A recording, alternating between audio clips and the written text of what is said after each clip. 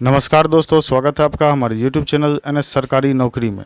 दोस्तों, यदि आप इस बार बीएड कर रहे हैं, इस बार या कोई भी बार हो, फर्स्ट ईयर में है और आप लोगों को बीएड का सिलेबस ये सब कुछ भी समझ नहीं आ रहा है, एग्ज़ाम में क्या आ रहा है, तो मैं आप लोगों के लिए एक बहुत ही इम्पोर्टेंट क्वेश्चन लेकर के आया हूँ।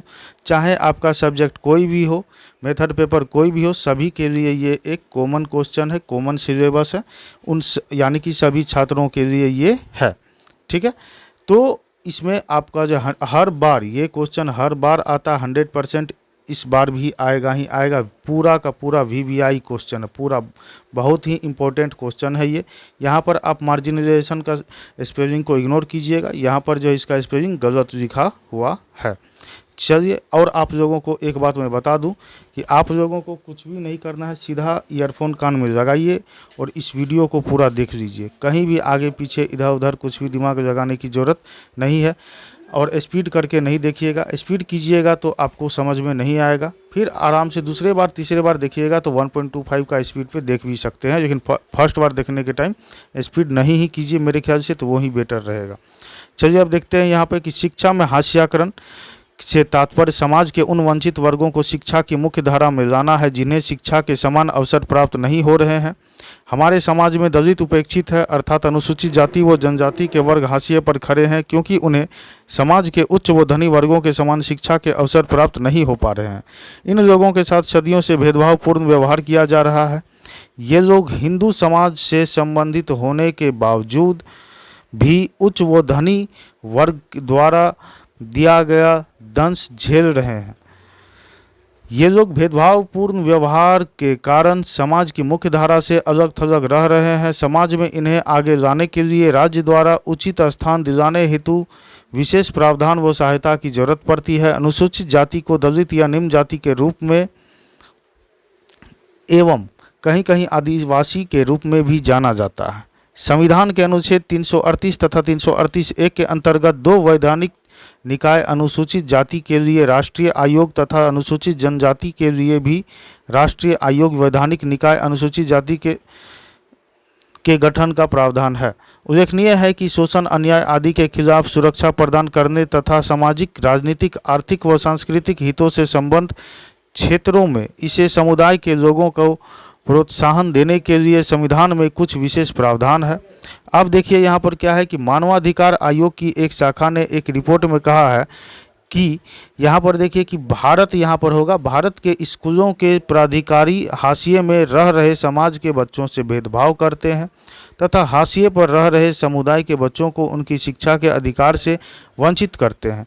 भारत में शिक्षा कानून के लागू होने के 5 वर्ष बाद 6 से 14 वर्ष दी गई। इसमें आंकड़ों, यहाँ पर देखिए क्या है कि आंकड़ों के अनुसार लगभग हर बच्चे के स्कूल में प्रवेश लेने के बाद भी लगभग आधे बच्चे अपनी प्राथमिक शिक्षा पूरी किए बगैर स्कूल छोड़ देने की संभावना बनी रहती है। इसका मुख्य कारण स्कूल प्राधिकारियों द्वारा दलित, आदिवासी तथा मुस्लिम बच्चों के विरुद्ध किया जा रहा भेदभाव है।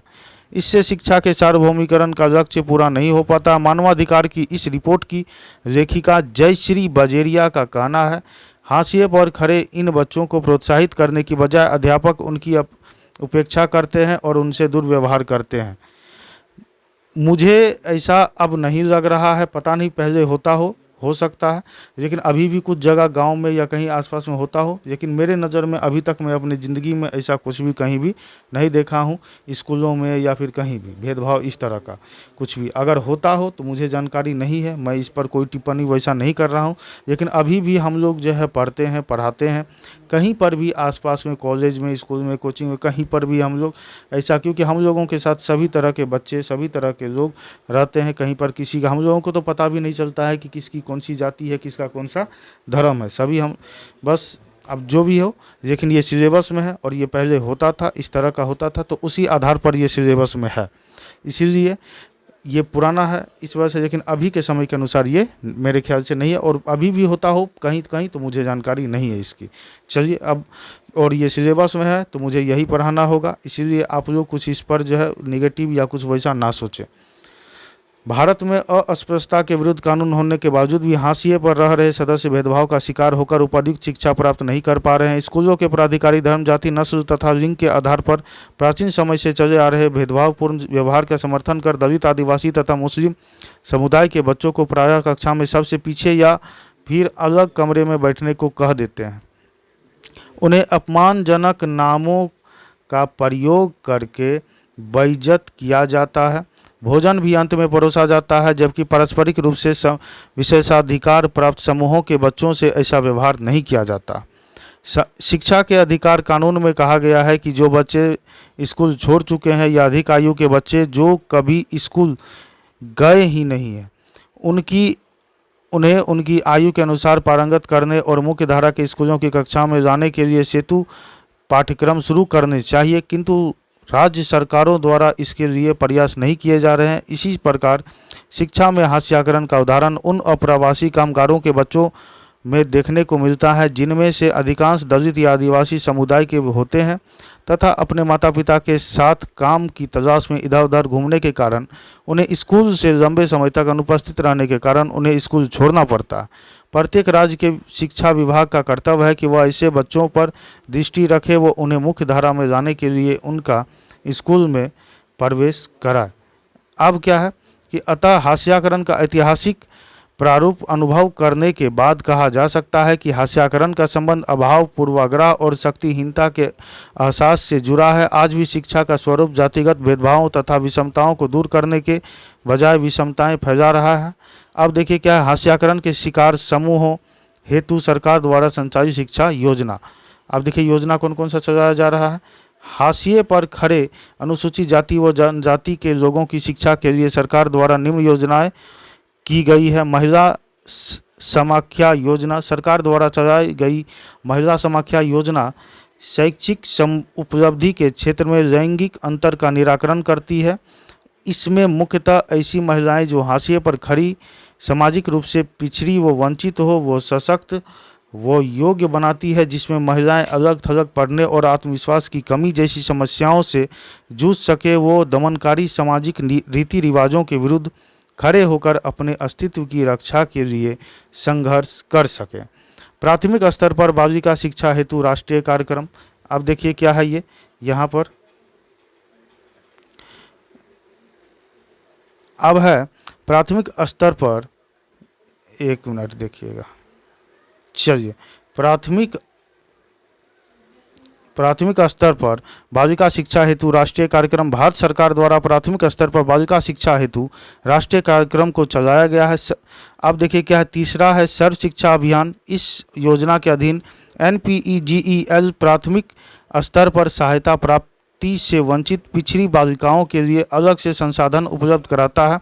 यह कार्यक्रम शिक्षा की दृष्टि से पिछड़े उन विकास खंड, अब देखिए क्या है, विकास खंडों में चलाया जाता है जहां ग्रामीण महिला साक्षरता की दर राष्ट्रीय औसत से कम है और लैंगिक भेदभाव राष्ट्रीय औसत से अधिक है। साथ ही यह कार्यक्रम ऐसे जिलों के विकास खंडों में चलाया जा रहा है जहां अनुसूचित जाति जनजाति महिला साक्षरता की दर 1991 के आधार पर राष्ट्रीय औसत से 10% कम है। शिक्षाकर्मी योजना SRP। इस योजना का लक्ष्य मुख्य रूप से बालिका शिक्षा पर ध्यान देना है। इसके साथ ही राजस्थान के दूर दराज के अर्धशुष्क एवं सामाजिक आर्थिक पिछड़ों क्षेत्रों में प्राथमिक शिक्षा के सार्वभौमिकरण एवं गुणवत्ता में सुधार जाना उल्लेखनीय। यहाँ पर आप लोग बिहार से हैं तो बिहार, ये राजस्थान का ही है, ठीक है। चलिए अब आगे देखते हैं। उल्लेखनीय है कि शिक्षाकर्मी स्कूलों में अधिकतम बच्चे अनुसूचित जाति एवं पिछड़े वर्ग के हैं। अब आगे बढ़ते हैं। अन्य योजनाएं सरकार द्वारा आगेकृत प्रयास भी किए गए हैं। कस्तूरबा गांधी बालिका विद्यालय, ये सब जो है जन शिक्षण संस्थान, मध्याह्न भोजन योजना, केंद्रीय भारतीय भाषा संस्थान, केंद्रीय विश्वविद्यालय, इन सभी प्रयासों द्वारा हाशिए पर खड़े लोगों तक शिक्षा पहुंचाई जा रही है तथा शिक्षा के सार्वभौमिकरण के लक्ष्य को पूरा किया जा रहा है। अब जो है आप लोगों को इसका मैं बता ही दिया पूरा। आप लोगों को क्या करना है, वीडियो को बार बार देखना है, स्पीड करके पहली बार नहीं ही देखिएगा, वीडियो को लाइक ज़रूर कीजिएगा।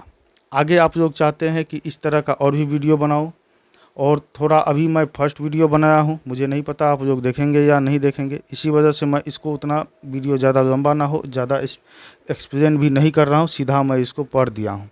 लेकिन अगर आप लोग चाहते हैं कि मैं एक्सप्लेन करके अच्छे से समझा करके पूरा थोड़ा वीडियो लंबा भी हो तो कोई बात नहीं, अगर उस तरीके से बनाओ आगे नेक्स्ट टॉपिक्स और सिर्फ VVI क्वेश्चन जो कि हर बार एग्ज़ाम में आता है उस पर बनाओ, तो आप लोग जो है कमेंट कीजिएगा और सब्सक्राइब कीजिएगा। सब्सक्राइबर बढ़ेंगे तो मैं 100% सिर्फ VVI क्वेश्चन जो होते हैं वही सब मैं लाऊंगा और गारंटी दूंगा कि जो भी इसमें 10 क्वेश्चन, हाँ 10-12 क्वेश्चन एक सब्जेक्ट का दे दूंगा, जिसमें कि 100% आपका उसमें से 5 क्वेश्चन आ ही जाएगा एग्ज़ाम में। 10 क्वेश्चन दूंगा, 5 क्वेश्चन आ जाएगा हर एक सब्जेक्ट का। तो आप लोग पहले जो है सब्सक्राइब कीजिए चैनल को, वीडियो को लाइक कीजिए और कमेंट करके ज़रूर बताइए कि आगे और भी इस टॉपिक को बढ़ाऊं या नहीं, एक्सप्लेन करूं या नहीं, या इसी तरह सिर्फ पढ़ दूं, ये भी कमेंट ज़रूर कीजिएगा। मेरा टेलीग्राम चैनल भी है, आप लोग टेलीग्राम से जुड़ जाइए, PDF भी आप लोगों को मिल जाएगा। अब मिलते हैं नेक्स्ट वीडियो में। थैंक यू, जय हिंद।